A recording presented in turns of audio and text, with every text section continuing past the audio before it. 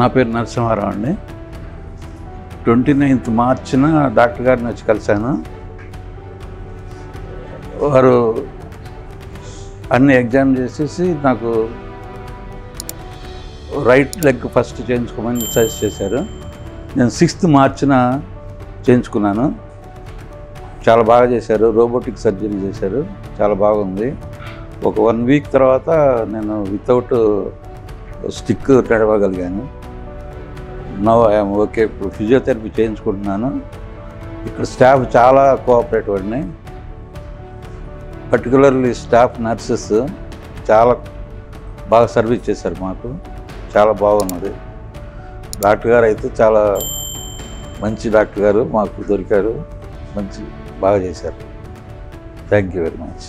Hello అండి, నేను doctor Sunil Dachepalli, senior orthopaedic, robotic joint replacement, arthroscopy మరియు sports medicine specialist, Yashoda hospital, Somajiguda.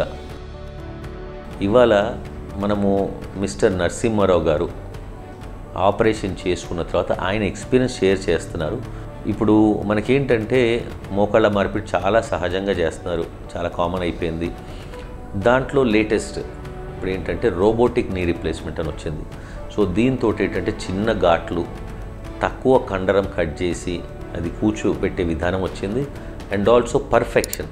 ఇప్పుడు రోబోటిక్ అని ఏంటంటే ఇప్పుడు కరెక్ట్గా ఆ కట్స్ అనేది పర్ఫెక్ట్గా వస్తే, ఆ కూర్చోడం పర్ఫెక్ట్గా కూర్చోబెడితే, సో దాంతో ఏంటంటే ఫెయిల్యూర్ ఛాన్సెస్ తక్కువ. అదే ఇప్పుడు రోబోటిక్ విధానంతో చేసామనుకోండి, పర్ఫెక్ట్ అలైన్మెంట్, ఈవెన్ మైన్యూట్ డిగ్రీస్తో కూడా తెలుస్తుంది మనకి, ముందలే తెలుస్తుంది. కాబట్టి ఆ పర్ఫెక్ట్ అలైన్మెంట్తో కట్ చేసి పెడితే అరుగుదల ఛాన్సెస్ కొంచెం లేట్ అవుతుంది. సో మన్నిక ఎక్కువ రోజులు వస్తుంది. సో ఇది రోబోటిక్ విధానం చేయడానికి మెయిన్ కారణం.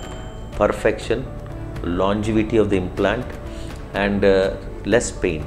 మోస్ట్ ఇంపార్టెంట్, చాలామంది నొప్పులు చాలా తగ్గి 4 గంటల్లో నడుస్తున్నారు. ఆపరేషన్ చేసిన 4 గంటల్లో నడిచి 3 రోజుల్లో నడవటము, వాష్రూమ్కి వెళ్ళటము, మెట్లెక్కి దిగటము, కార్లో ఇంటికి వెళ్ళిపోతున్నారు.